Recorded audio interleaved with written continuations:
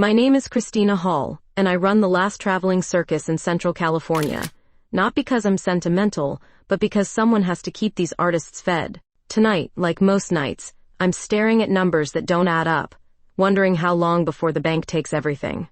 The red and white striped tent sits deflated in the morning sun, and I can hear Maria practicing her knife-throwing routine behind the trailers.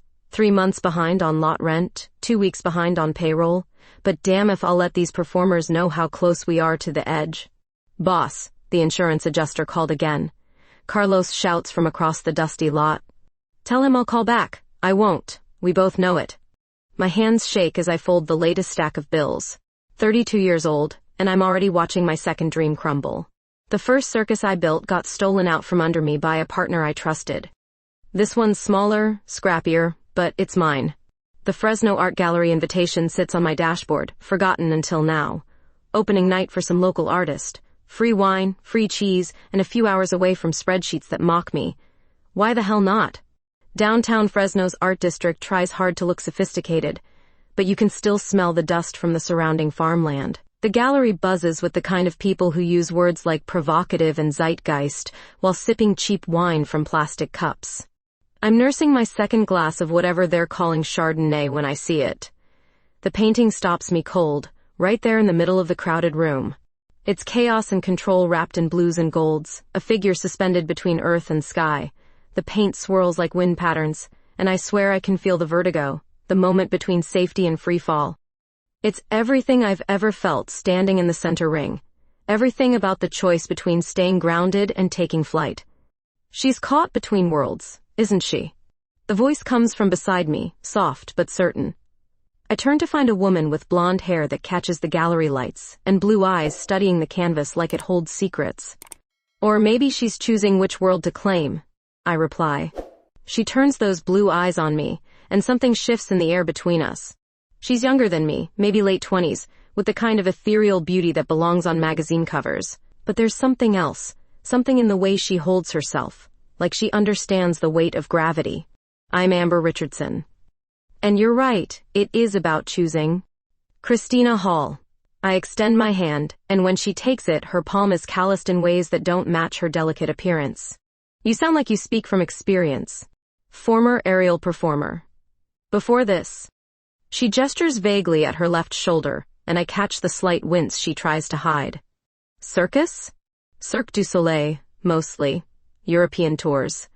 Until my shoulder decided it was done with me. The irony hits me like a spotlight. Here I am, running a dying circus, standing next to someone who lived the dream I'm trying to keep alive. What about you? She asks. You looked at that painting like you've been there. I run a traveling circus. Small operation, nothing like what you're used to. Her eyes widen. Here? In Fresno? We're set up on the east side, near the fairgrounds. 3 shows this weekend if we're lucky. A real circus. With the tent and everything. There's wonder in her voice, like I've just told her I own a spaceship. It's been so long since someone looked at what I do with anything other than pity or confusion. Real as they come. Old school, no safety nets, no digital projections. Just people doing impossible things because someone believes they can. We stand there, both looking back at the painting, and I realize we're seeing the same thing. The risk, the beauty, the terrifying moment when you let go and trust that something will catch you. Would you maybe want to get coffee somewhere? The words tumble out before I can stop them. I mean, if you're not busy. I'd love to hear about your performing days. She smiles, and it's like watching the sun break through storm clouds. I'd like that. I'd really like that. As we walk toward the gallery exit, I catch myself glancing at the painting one more time. The figure suspended in all that blue and gold doesn't look trapped anymore. She looks like she's about to fly. The coffee shop on Fulton Street smells like burnt espresso and broken dreams. But Amber doesn't seem to notice. She cradles her cup like it's precious, steam rising between us in the dim light. So you really just walked away from Cirque du Soleil? I ask, still trying to wrap my head around it. More like crashed and burned. Literally. She rolls her shoulder, that same wince flickering across her features. Torn rotator cuff, damaged ligaments. 6 surgeries later. I can make coffee but I can't fly. That sucks. Eloquently put. She laughs, and the sound makes something flutter in my chest. What about you? How does someone end up running a circus in the middle of nowhere? I take a long sip of coffee, buying time. Most people don't want the real story. Built my first circus when I was 25. Bigger operation, corporate backing, the works. Had a business partner who handled the money side. She cleaned out the accounts and disappeared with our main investor. Left me with nothing but debt and a lesson in trusting the wrong people. Amber sets down her cup, those blue eyes fixed on me with an intensity that makes me want to squirm. So you started over. Had to. These performers, they're family. Maria's been throwing knives since she was 12. Carlos can balance on a wire blindfolded. They deserve better than unemployment because I'm a terrible judge of character. You're not terrible. You're loyal. The way she says it, like it's a rare and precious thing, makes heat crawl up my neck. When's the last time someone looked at me like that? Like I matter? Loyalty doesn't pay the bills, I mutter. No. But it's worth more than money. Easy to say when you're not 3 months behind on rent, but there's something in her voice that tells me she knows about loss too. What's your plan now? I ask. The shoulder thing, I mean. She shrugs with her good shoulder. Physical therapy, maybe teaching dance classes to kids. Definitely not what I imagined at 29. You could always join the circus. The words slip out before I can stop them, hanging in the air between us like a bad joke. But Amber doesn't laugh. Are you offering? I'm barely keeping the operation I have running. Last thing I need is another mouth to feed. I wasn't talking about performing. I meant behind the scenes. Choreography, training, costume design. I've done it all. Something shifts in the space between us. This is crazy. I met this woman 2 hours ago at an art gallery, and now I'm considering offering her a job with a circus that might not exist next month. We can't pay much, I hear myself saying. How much is not much? Room and board, percentage of gate receipts when there are any. It's not exactly a stable career move. She leans forward and I catch a hint of her perfume, something light and floral that doesn't match the calluses on her hands. Tell me about the performers. Maria's our knife thrower. Been with me since the beginning. Carlos does tightrope and some acrobatics. We've got twin contortionists, Jimmy and Jamie, and old Pete handles the animals. Just horses now, no exotic stuff. Sounds perfect. Perfect for what? For remembering why I fell in love with this world in the first place. The word love hangs between us, charged with possibilities neither of us acknowledges. I study her face, looking for the catch, the angle, the thing that'll hurt me later. But all I see is someone as lost as I am, looking for a place to belong. The trailer next to mine is empty, I say finally. Shower's busted, but the bed's decent. You can try it for a week. See how you like living with carnies and misfits. When do I start? Tomorrow if you want. We've got practice at 9, show at 7. She extends her hand across the small table. Deal. When I take it, her fingers are warm and sure, and I realize this is the first time in months that something feels like it might go right. One condition, she says, not letting go of my hand. What's that? Next time we go somewhere with better coffee. I laugh, actually laugh, for the first time in weeks. Deal. But you haven't seen anything yet. Wait until you taste Pete's Camp coffee, it'll strip paint. Looking forward to it. The crazy thing is, I think she means it. And for the first time since the bank started calling, for the first time since I stopped believing in happy endings, I think I might mean it too. Amber shows up at 9 sharp, wearing jeans and a tank top that shows off arms I really shouldn't be noticing. The morning sun catches the gold in her hair as she surveys our sad collection of trailers and equipment. This is it? She asks. But there's no judgment in her voice. Welcome to Hall's Traveling Circus. Population 8, if you count the horses. Maria emerges from her trailer, knife belt already strapped on. She sizes up Amber with the calculating look of someone who's seen too many wannabes come and go. New girl, she says to me in Spanish. She looks soft. I speak Spanish, Amber replies in perfect Castilian. And I'm tougher than I look. Maria grins and tosses her a practice knife, handle first. Show me. What follows is the most surreal job interview I've ever witnessed. Amber catches the knife, tests the weight, then sends it spinning into the wooden target with a solid thunk dead center. Cirque du Soleil taught more than flying, she explains to my open mouth. By noon, she's reorganized our costume trailer, fixed the rigging on Carlos's tightrope, and taught the twins a new transition that makes their act flow like water. The performers look at her with something approaching awe. "Where'd you find her?" Carlos asks me.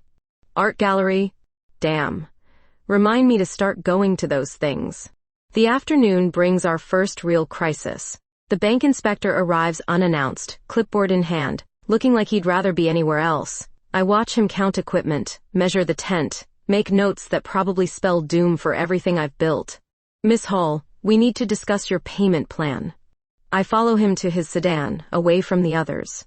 Amber watches from the costume trailer, pretending to organize sequined leotards. "Look, Mr. Patterson, I know we're behind, but this weekend's shows should bring us current on at least the equipment loan." 3 months, Miss Hall. The bank's patience isn't infinite. Give me until the end of the month. One more chance. He studies his clipboard like it holds the secrets of the universe. 2 weeks. That's all I can give you. When his car disappears in a cloud of dust, I'm left standing in the middle of my dying dream, watching Amber walk toward me with concern written across her face. Bad news? The worst. I can't look at her. 2 weeks to catch up or they take everything. How much do you need? 12,000. Might as well be 12 million. She's quiet for so long I finally look at her. Those blue eyes are calculating something, but before I can ask what, Pete calls for dinner. We eat around a folding table under a string of Christmas lights that Pete hung between 2 trailers. Canned chili, day-old bread, and stories that get better with each telling. Amber fits in like she's been here for years, laughing at Jimmy's bad jokes and asking Maria about her knives. "So tomorrow's opening night?" she asks me. If you can call it that. Friday night in Fresno isn't exactly Vegas. Every performance matters. That's what my first coach used to say. Smart woman. Smart man, actually, but he had a point. Something in the way she says it makes me wonder about her story, the parts she hasn't told me yet. We're all running from something here, building new lives from the wreckage of old ones. After dinner, I retreat to my trailer to stare at numbers that still won't behave. The knock on my door comes at 10:30. It's open. Amber steps inside, and suddenly my cramped space feels even smaller. She's changed into a soft sweater that makes her skin glow in the lamplight. "Couldn't sleep," she says. "Join the club." She settles onto the small couch across from my desk, tucking her legs under her. "Tell me about your first circus." Why torture myself? Because sometimes talking helps. So I do. I tell her about the corporate sponsors and the publicity tours, the dreams I had of taking American circus back to its roots while keeping it modern. I tell her about Margaret Klein, my business partner, and how she convinced me to sign papers that gave her access to everything. She was brilliant, I admit. Charming, connected, everything I wasn't. Made me believe we were building something together. What happened? Fell in love with her. Made me stupid. The words hang between us. I haven't admitted that to anyone, barely admitted it to myself. She broke your heart and stole your circus. Efficient, right? Amber stands, moves to the window, looks out at the darkened lot. Some people don't deserve the trust we give them. Speaking from experience? Different kind of betrayal. But yeah. She turns back to me, and something's shifted in the air between us. The space feels charged, like right before a thunderstorm. Christina. Yeah? I'm glad I met you. Even if I'm about to lose everything again? She moves closer, and I can smell that light perfume again, see the flecks of green in her blue eyes. Especially then. I don't know who moves first, maybe we both do. But suddenly she's close enough to touch, close enough that I can feel the warmth radiating from her skin. This is probably a bad idea, I whisper. Probably. But she doesn't pull away. Instead, she reaches up, touches my cheek with fingers that are soft despite the calluses. Christina? Yeah? Shut up. When she kisses me, it's soft at first, tentative, like she's asking a question and waiting for an answer. I answer by pulling her closer, and she melts against me with a small sound that makes my heart race. We break apart breathless, foreheads touching. Well, she says, that's new. Good new or bad new? Ask me in the morning. But she's smiling when she says it, and when she kisses me again, there's nothing tentative about it at all. I wake up to the sound of Maria's voice outside my trailer carrying something that sounds like disapproval. My mouth tastes like morning and poor decisions. Last night rushes back, and I touch my lips where Amber's kiss still lingers. Boss, you up? We've got a situation. I stumble outside to find half my crew clustered near the practice ring, all eyes on me. Amber's nowhere to be seen, which makes this feel worse. What kind of situation? Carlos clears his throat. The new girl, she's up there. He points to the aerial rigging, 20 feet above ground. Been practicing since sunrise. I look up to see Amber moving through a routine that makes my breath catch. Even with the injured shoulder, she flows like liquid gold, her body remembering what her mind might want to forget. Holy shit, Jimmy whispers. That's not the situation, Maria says pointedly. The situation is everyone's talking about where she spent the night. Heat crawls up my neck. That's nobody's business. It is when it affects the show. How exactly does it affect anything? People think you're playing favorites. Hiring your girlfriend instead of someone we need? The word hits me like a slap. Girlfriend. Is that what this is? I don't even know what this is. Amber drops to the ground with practiced grace, notices our little gathering, and walks over with that confident stride that made me notice her in the first place. Morning, she says to everyone, then to me, sleep well? The looks that pass between Maria and Carlos could power the lights for a week. We need to talk, I tell Amber, privately.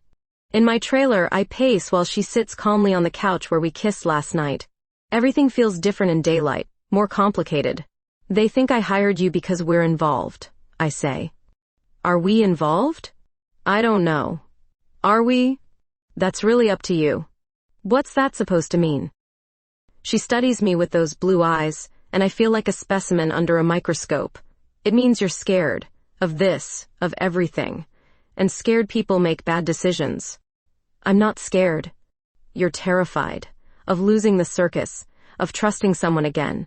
Of wanting something you might not get to keep. She's right, and I hate that she's right.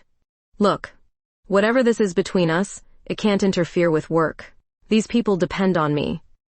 I wouldn't ask it to. Good. Because the first show's tonight and we need everyone focused. But focus turns out to be a problem. During afternoon rehearsal, I catch myself watching Amber instead of monitoring the routine changes. When she adjusts Carlos's rigging, I notice how her fingers work the knots. Remember how those same fingers felt against my skin. Earth to Christina, Maria calls. You seeing this? The twins have tangled themselves into a knot that would make Houdini proud. I help them sort it out, but my mind keeps drifting to the woman organizing props like she's conducted orchestras. By showtime, we draw our biggest crowd in months. Amber's new choreography transforms our modest acts into something magical. The audience gasps during Maria's knife routine, cheers for Carlos's tightrope walk, and gives the twins a standing ovation. She's good, Pete admits afterward. Real good. Best turnout we've had all season, Carlos adds.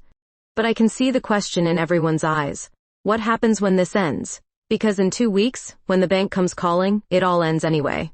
The crowd disperses, leaving us to clean up under the stars. Amber works beside me, coiling ropes and storing equipment, and every accidental touch sends electricity down my spine. Good show tonight, she says. Your choreography made the difference.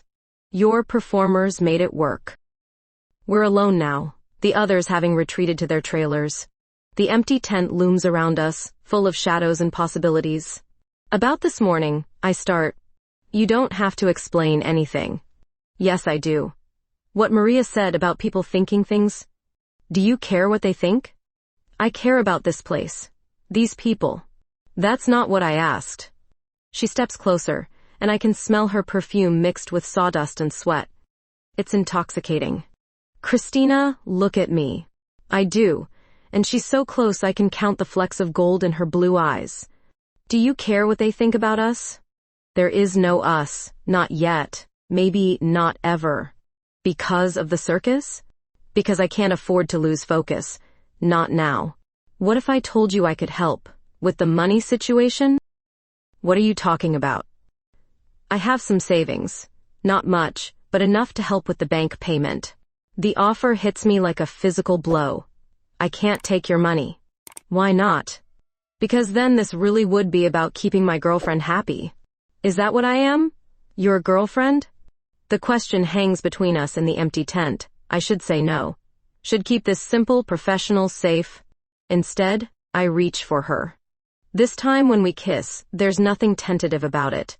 She tastes like cotton candy and rebellion, and when she presses against me, I forget every reason why this is a bad idea.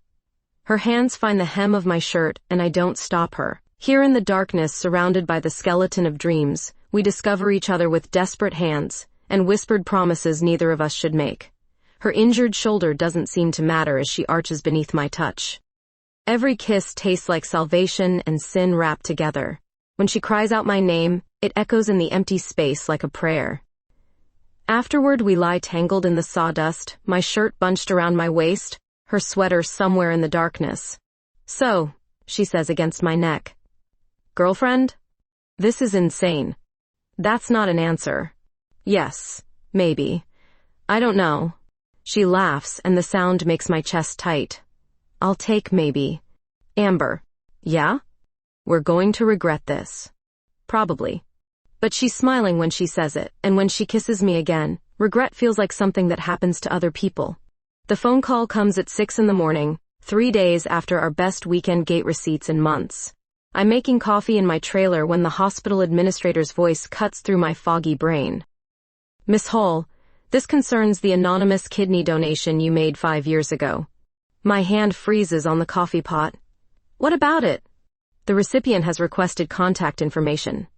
She's experienced complications and wants to thank her donor personally. I specifically requested no contact. Yes, but circumstances have changed. Her name is Margaret Klein. The coffee pot slips from my hand, shatters on the linoleum floor. Margaret Klein, my former business partner. The woman who destroyed my first circus and disappeared with everything I'd built. Miss Hall? Are you there? I'm here. My voice sounds like it's coming from underwater. She's quite insistent about meeting. Apparently it's urgent. I hang up without another word. My hands shake as I stare at the broken glass and spreading coffee stain. 5 years ago, when the first circus collapsed and I had nothing left, I donated a kidney through an anonymous program. Needed the money, figured someone might as well benefit from my misery. I never imagined it would be her. A knock at my door makes me jump. Christina, you okay in there? Amber's voice. I can't deal with this right now. Fine, just broke something. I heard a crash.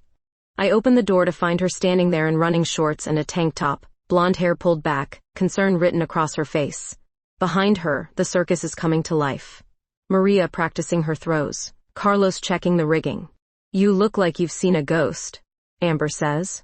Worse. Someone from my past. She steps inside, takes in the broken glass and my probably shell-shocked expression. Talk to me. So I tell her everything. About Margaret, about the kidney donation, about the phone call. Amber listens without interrupting, her face growing harder with each detail. She stole your circus and now she wants to thank you for saving her life? Ironic, right? It's disgusting. Amber starts cleaning up the broken glass without being asked. Something about the way she moves, efficient and caring at the same time, makes my chest tight. You don't owe her anything, she says. I gave her my kidney. You gave an anonymous recipient your kidney. You didn't give Margaret Klein anything. There's a difference. Is there? She stops cleaning, looks at me with those blue eyes that see too much. You're thinking of calling her back. I need to know why. Why she wants to see me now. She probably needs money. People like that always need money. The rest of the day passes in a haze. I go through the motions of rehearsal, smile at our growing audiences, but my mind keeps circling back to Margaret. What does she want? Why now? That night, after our second sold-to-out show in a week, I find myself walking the perimeter of the lot. The desert air carries the smell of horses and cotton candy, sounds of my people settling in for the night. Amber finds me by the horse trailer, where old Pete's mare nickers softly in the darkness. You've been avoiding me all day. I've been thinking about her, about everything. This circus, us, what we're building here. She leans against the trailer beside me, close enough that I can feel her warmth. What are you afraid of? Everything falling apart again. Because of Margaret? Because I make terrible choices when it comes to people. Margaret proved that. I'm not Margaret. No, you're not. I turn to face her. You're something else entirely. Something that scares me more. Why? Because I'm falling for you and that makes me stupid. Makes me vulnerable. Last time I felt this way, I lost everything. Amber's quiet for a long moment, studying my face in the moonlight. So what are you saying? I'm saying maybe we should slow down. Keep things professional until I figure out what Margaret wants. Professional. She repeats the word like it tastes bitter. Just for now. Right, professional. She starts to walk away, then turns back. For the record, falling for someone doesn't make you stupid. Pushing them away when they want to stand beside you, that's stupid.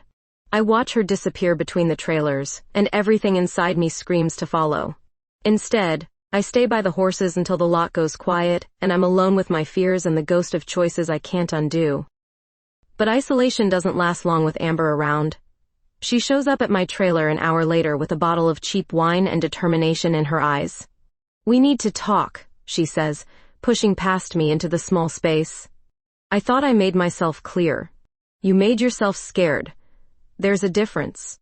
She opens the wine with the efficiency of someone who's done this before, pours 2 glasses, hands me one. To professional relationships, she says, raising her glass. Amber. Drink.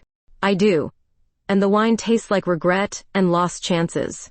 Now, she says, settling onto the couch, tell me what you really want. I want Margaret to disappear. I want the bank to stop calling. I want to keep this circus together. And me? What do you want from me? The question hangs between us, loaded with possibilities I'm too afraid to name. I want you to stay, I whisper. Then stop pushing me away. She sets down her wine, moves closer. Margaret doesn't get to control your life anymore, and she sure as hell doesn't get to control us. There is no us. Not if I can't trust myself. Then trust me. When she kisses me this time, it tastes like wine and promises I want desperately to believe. Her hands find the buttons of my shirt, and I don't stop her. Here in the lamplight of my cluttered trailer, we shed clothes and fears with equal desperation. She whispers my name against my skin like a benediction. When I trace the scar from her shoulder surgery, she doesn't flinch. When she makes me forget Margaret Klein and kidney donations and every reason this is dangerous, I let her. We move together like we've done this forever, like our bodies remember what our minds are still learning. Later, wrapped in sheets and moonlight, Amber traces patterns on my bare shoulder. Whatever happens with Margaret, she says, we face it together. Professional relationship be damned. You don't understand what you're getting into. Then show me. I pull her closer, breathe in the scent of her hair. Tomorrow. I'll call the hospital tomorrow. We'll call. What? We, as in both of us. Together. Amber. Professional consultation, she says with a smile I can hear in the darkness. Strictly business. Despite everything, I laugh. You're impossible. I'm necessary. There's a difference. And lying here with her warmth against me, listening to the sounds of my circus settling into sleep, I think she might be right. The restaurant Margaret chooses screams money. 30 floors above Los Angeles. All chrome and glass and views that probably cost more than my annual budget. I feel underdressed in my best jeans and blouse, but Amber squeezes my hand under the table. You don't have to be here, I tell her for the 10th time since we left Fresno. Try and stop me. Margaret arrives 20 minutes late, because of course she does. She looks exactly like I remember. All polished surfaces and calculated charm. Designer suit, perfect makeup, silver hair that probably cost more than most people make in a month. Christina. She slides into the booth across from us like she owns the place. Probably does. You look well. Margaret. Her eyes shift to Amber, and I watch her calculate the relationship, file it away under useful information. I'm Amber Richardson, Amber says before I can make introductions. Margaret Klein. The handshake is brief, professional. Thank you for coming. We almost didn't. Amber's voice carries an edge that makes me proud and nervous in equal measure. Margaret signals the waiter, orders wine without asking if we want any. Control games, same as always. I suppose you're wondering why I asked to meet. The thought crossed my mind. 5 years ago, you saved my life. I think that deserves acknowledgement. I almost laugh. You want to acknowledge something? How about stealing my circus? That was business. That was theft. You signed the papers willingly. Because I trusted you. Margaret's smile doesn't reach her eyes. Trust is expensive in our industry. You learned that lesson. Amber's hand finds mine again, and I feel her tension like a live wire. What do you want, Margaret? To make amends. Now I do laugh. Amends for destroying my life? I want to offer you a job. The words hit like a physical blow. Excuse me? Klein Entertainment is expanding into live performance. I need someone with your background, your passion for traditional circus arts. You're kidding. 6 figures to start, creative control over programming, full benefits, pension plan. I stare at her, trying to process what I'm hearing. After what you did, you think I'd work for you? I think you're practical. Your current operation is failing. How would you know that? I make it my business to know. 3 months behind on equipment loans, 2 weeks behind on payroll. The bank's about to foreclose. Heat crawls up my neck. You've been watching me? I've been protecting my investment. What investment? The kidney, Christina. Your kidney. It's kept me alive for 5 years, allowed me to build an empire worth $40 million. I owe you. You owe me a hell of a lot more than money. This is money, real money. Enough to pay off your debts and start fresh. I feel Amber's grip tighten on my hand, anchoring me to something real. And all I have to do is work for the woman who stole everything from me once before? All you have to do is swallow your pride and accept reality. What reality is that? That sentiment doesn't pay bills. That your little traveling circus is finished whether you take my offer or not. At least it's mine. Is it? Or does it belong to the bank now?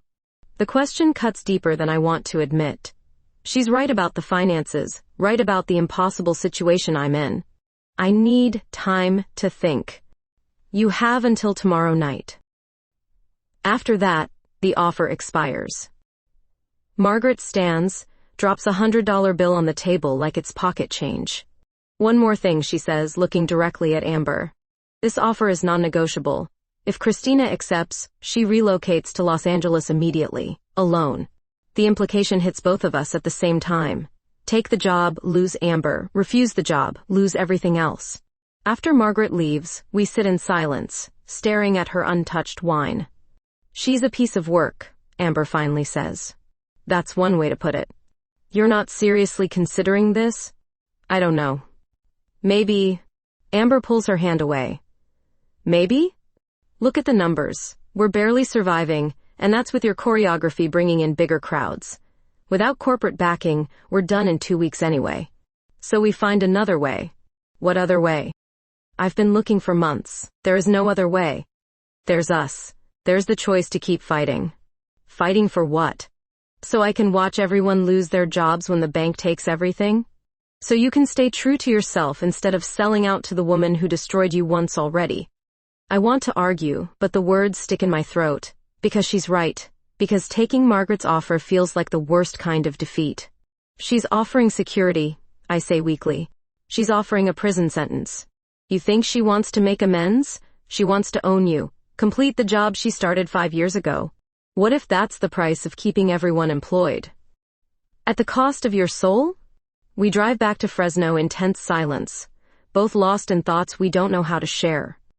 The circus lot looks smaller somehow when we pull in, more fragile under the desert stars. I'm going for a walk, I tell Amber. I'll come with you. I need to think. Then think. I'll be quiet. We walk the perimeter of the lot, past the darkened trailers and sleeping horses. Everything looks temporary in the moonlight, like it could all disappear if I blink too hard. Tell me about your first time performing, Amber says suddenly. What? Your first time in front of an audience. Not running things, just performing. I smile despite everything. I was 8. Local talent show. Did this terrible magic act with a deck of cards and a stuffed rabbit. Did you win? 3rd place. But standing up there, hearing people clap, feeling like I was part of something magical, That's when I knew. Knew what? That this was home. Not the house I grew up in, not any particular place. This world. This community of people who choose to be impossible every night. Amber stops walking, turns to face me. Margaret can't give you that. She can give me stability. She can give you a steady paycheck. That's not the same thing. Sometimes it has to be. Does it? We're standing close now, close enough that I can see the gold flecks in her eyes, smell the perfume she wears that's become as familiar as home. Christina? Yeah? Whatever you decide, I love you. The words hit me like lightning. She loves me. This woman who walked into my life a week ago loves me. Amber. You don't have to say anything. I just wanted you to know. But I do have something to say. Something that's been building since that first night in my trailer. Something I've been too scared to acknowledge. I love you too. Even if you take the job? Especially if I take the job. Because walking away from you would be the hardest thing I've ever done. When she kisses me, it tastes like promises and goodbye wrapped together. Like everything we might have and everything we might lose. Tomorrow I have to choose between security and freedom, between my past and my future, between the woman who destroyed me and the woman who saved me. Tonight I choose this moment, this kiss, this feeling of coming home in someone's arms under a sky full of stars. I don't sleep. Instead, I lie in bed listening to Amber breathe beside me, watching the clock tick toward Margaret's deadline. By 5 a.m., I give up pretending and slip outside to find Maria already awake, practicing her throws in the pale dawn light. Can't sleep either? She asks without looking at me. Too much on my mind. Heard about your meeting yesterday. Word travels fast around here. I lean against the practice target, feel the vibration as her knife thuds into the wood inches from my shoulder. What word is that? That you might be leaving us. It's complicated. It always is when money's involved. She retrieves her knives, tests the blade of each one. You know what I was doing before I joined your first circus? You never said. Working in a factory, 10 hours a day making car parts, steady pay, health insurance, retirement plan. Everything sensible people want. Why'd you leave? Because sensible was killing me. Little bit every day. She lines up for another throw. Some people need security, some people need to fly. The knife sails through the air, splits the wood dead center. Which one are you? I ask. I think you already know. By noon, the whole circus knows about Margaret's offer. The performers keep glancing at me like I'm already gone, working through routines with half their heart. Even the horses seem skittish. Amber finds me in the empty tent, staring at the rigging she's transformed over the past week. Decided yet? Still thinking. Want to hear my thoughts? Not really. She climbs the ladder to the platform anyway, moves through a practice routine that makes my heart stop. Even with the injured shoulder, she's poetry in motion, defying gravity like it's a personal challenge. You see that? She calls down. See what? That moment of flight. When you let go of one trapeze before you catch the next one. Yeah, that's where the magic lives. In the space between safety and faith. She swings down, lands beside me with practiced grace.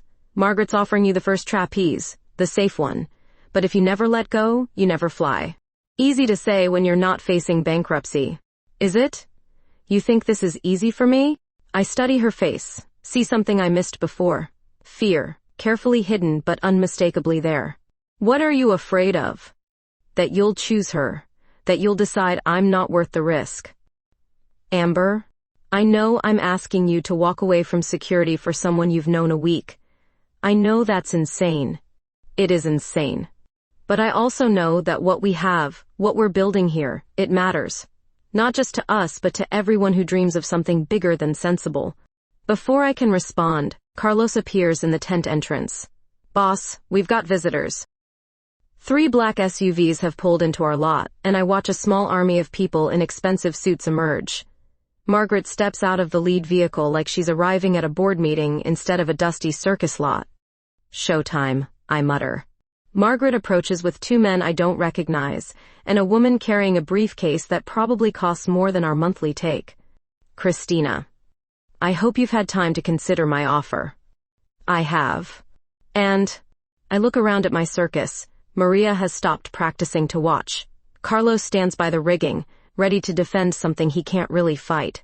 Pete emerges from the horse trailer, and the twins peek out from their practice space. My people, my family, all waiting to see if I'll sell them out for a steady paycheck. Then I look at Amber, standing beside me like she belongs here, like she's always belonged here. I need to counter-offer, I say. Margaret raises an eyebrow. I'm listening. I'll work for you, but the circus comes too. You want traditional arts? Here they are. Maria's the best knife thrower in the country. Carlos can walk a wire in a windstorm. These are the artists you need. That wasn't the deal. It's the only deal I'm offering. Margaret's smile turns predatory. You're in no position to negotiate. Actually, I am. I pull out my phone, dial the number I memorized this morning. Mr. Patterson? Christina Hall, about that payment plan we discussed. The bank inspector answers on the second ring. Miss Hall, I was just about to call you.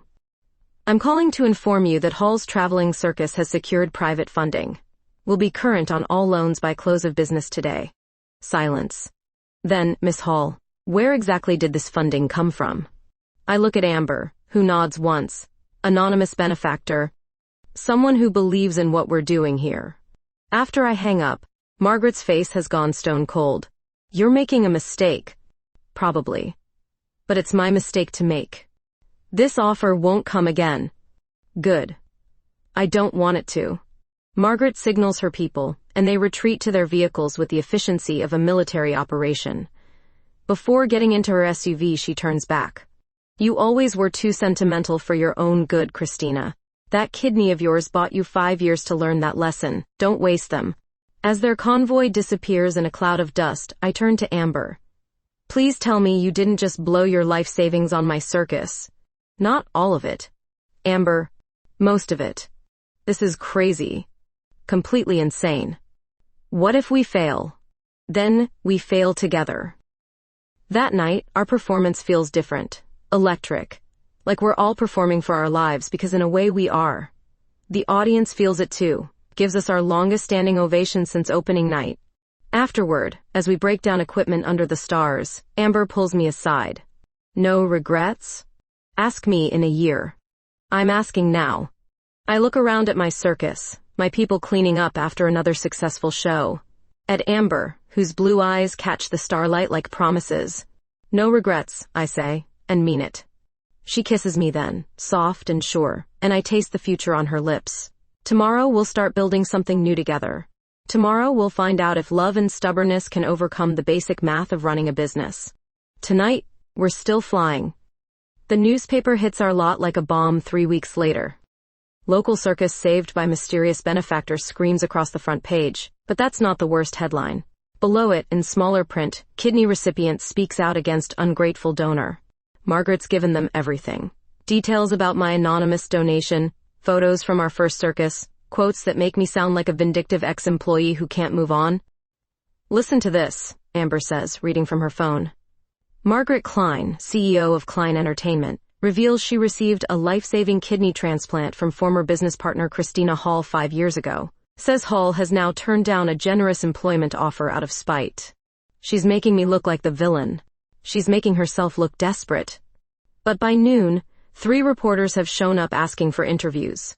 By evening, local news vans circle our lot like vultures. Amber finds me hiding in my trailer, staring at my phone as it rings for the 20th time. Channel 7 wants you live at 11, she says. Not happening. Christina, this could be good publicity. Or it could destroy what we've built here. She settles beside me on the couch, takes my hands in hers. What are you really afraid of? That people will see what she sees. Someone who's bitter and ungrateful and too stubborn to accept help. Is that what you see when you look in the mirror? Sometimes. Well, I see something different. Before I can ask what, my phone buzzes with a text from an unknown number. Check channel 7, now. I turn on the small television, and Margaret's face fills the screen. She's sitting in what looks like a boardroom, perfectly lit, perfectly composed. Margaret Klein joins us now from her Los Angeles headquarters, the anchor says. Miss Klein, you've made some serious allegations about Christina Hall. I've simply told the truth. 5 years ago, Christina's kidney saved my life. I've tried repeatedly to show my gratitude, most recently with a generous job offer. Instead, she's chosen to run a failing circus operation that exploits vulnerable performers. Exploits? I jump up so fast I nearly trip over the coffee table. Keep watching, Amber says. These people live in trailers, work without safety nets, receive minimal compensation.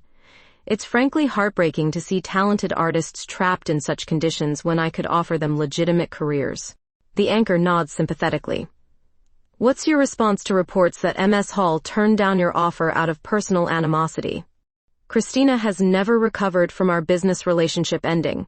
She's chosen revenge over her performers' welfare and frankly over common sense.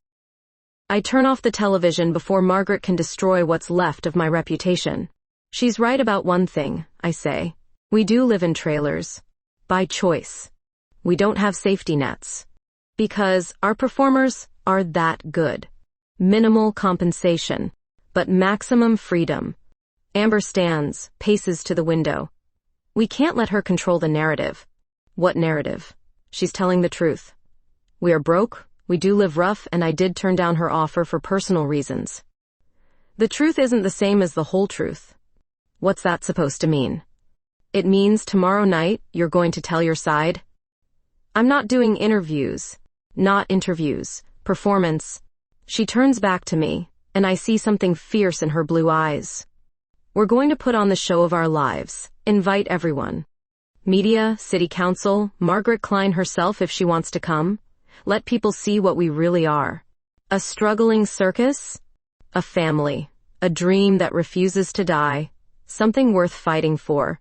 The idea terrifies and thrills me in equal measure. What if nobody comes? What if everybody does? We spend the next day preparing like it's opening night all over again. Amber choreographs new transitions, Maria sharpens her knives until they gleam, Carlos checks every inch of rigging twice. Even Pete brushes the horses until they shine. By evening, cars fill the makeshift parking area and overflow onto the road. Local families, reporters, curiosity seekers, and people I don't recognize but who somehow feel like they belong here. Packed house, Carlos reports, grinning wider than I've seen in months. Any sign of Margaret? Black sedan by the road, could be her.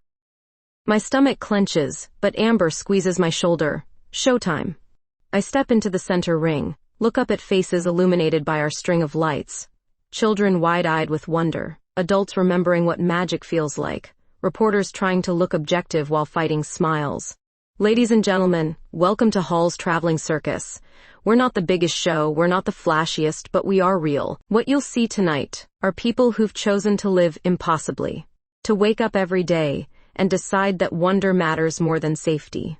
Maria enters first, knives gleaming as she spins them in patterns that defy physics. The audience gasps as each blade finds its mark, and I see reporters scribbling notes.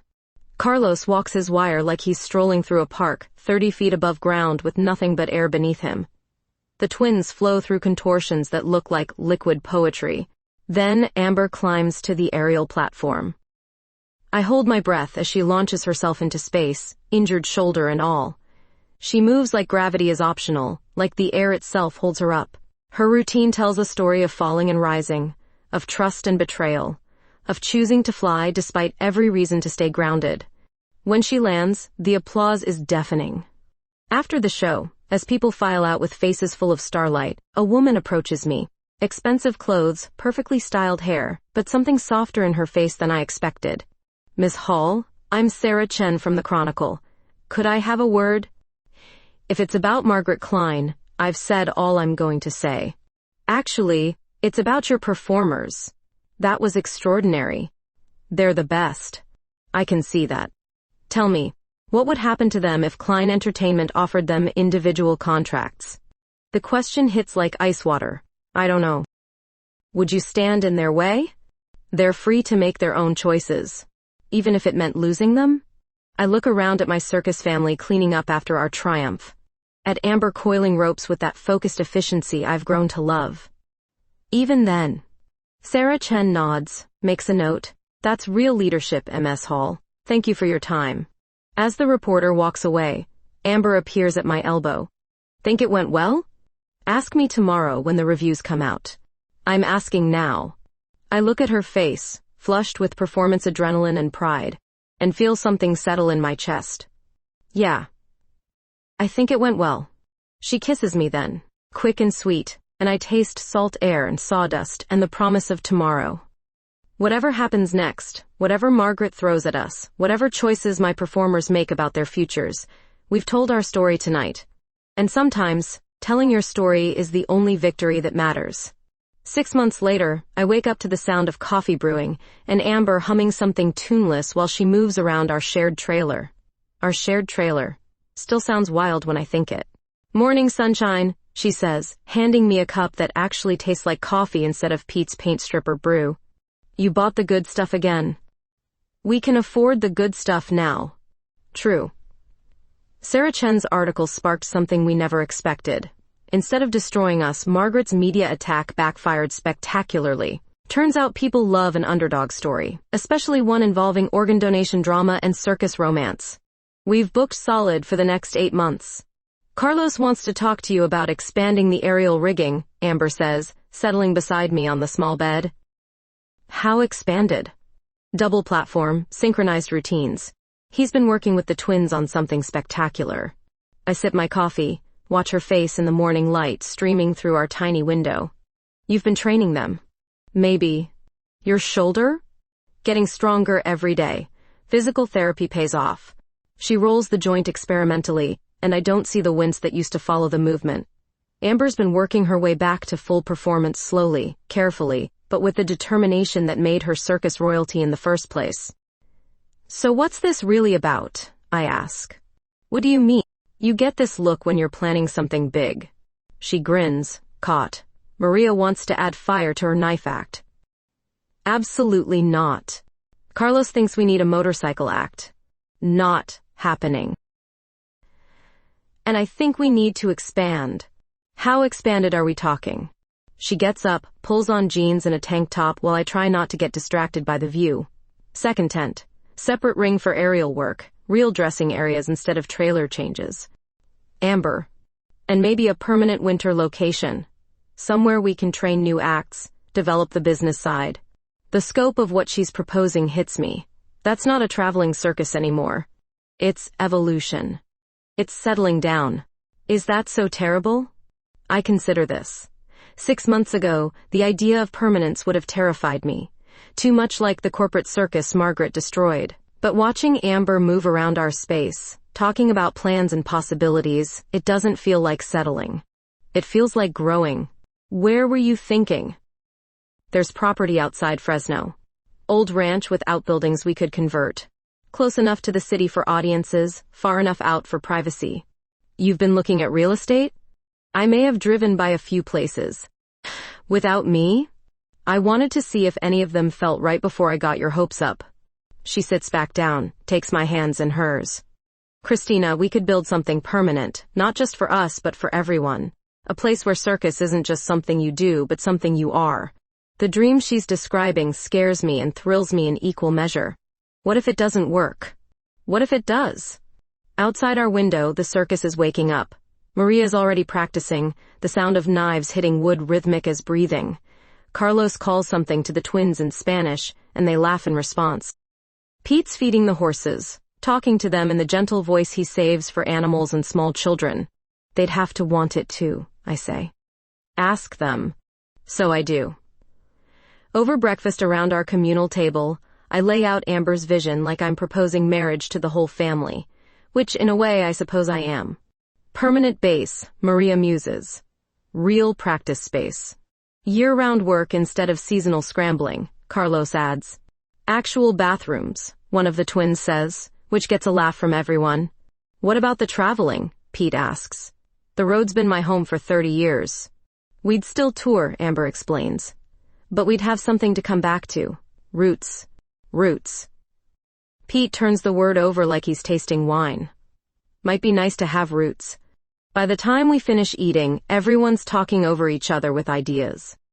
Training programs for young performers, workshops for kids, maybe even a small school for circus arts. So we're really doing this? I ask. We're really doing this, Amber confirms. That afternoon, we drive out to look at the property. It's exactly what Amber described, a sprawling ranch with good bones and endless possibility. As we walk the grounds, I can see it taking shape. Practice rings here, dormitories there, a proper theater space for winter performances. The main barn could be converted, Amber says, pointing to a structure that dominates the central courtyard. 40-foot ceilings, perfect for aerial work. Office space in the house? And living quarters upstairs. For us? She turns to me, blue eyes serious. If you want. We're standing in what could be our future, surrounded by empty fields that could hold dreams we haven't even imagined yet. Amber? Yeah? I'm terrified. Good. Terror means it matters. When I kiss her, she tastes like possibility and permanence wrapped together. Like everything I never knew I wanted until she showed me it was possible. So? She says against my lips. So let's buy a circus ranch. Really? Really. But I have conditions. Name them. We keep the traveling tent. Some things should never be completely tamed. Deal. Maria gets final say on all knife-related safety protocols. Obviously. And you teach me that synchronized aerial routine you've been working on with the twins. That's not a condition. That's a privilege. Then I guess I'm privileged. As we walk back toward the car, hands linked, talking about mortgage applications and building permits, I catch myself humming. Some tuneless melody that sounds like contentment. 6 months ago, I was failing at keeping a dying dream alive. Today, I'm planning to build something new with the woman who taught me that falling can be just another way of flying. Some stories end with going home. This one ends with building one. And sometimes, that's the most impossible thing of all. The circus may be settling down, but we're just getting started.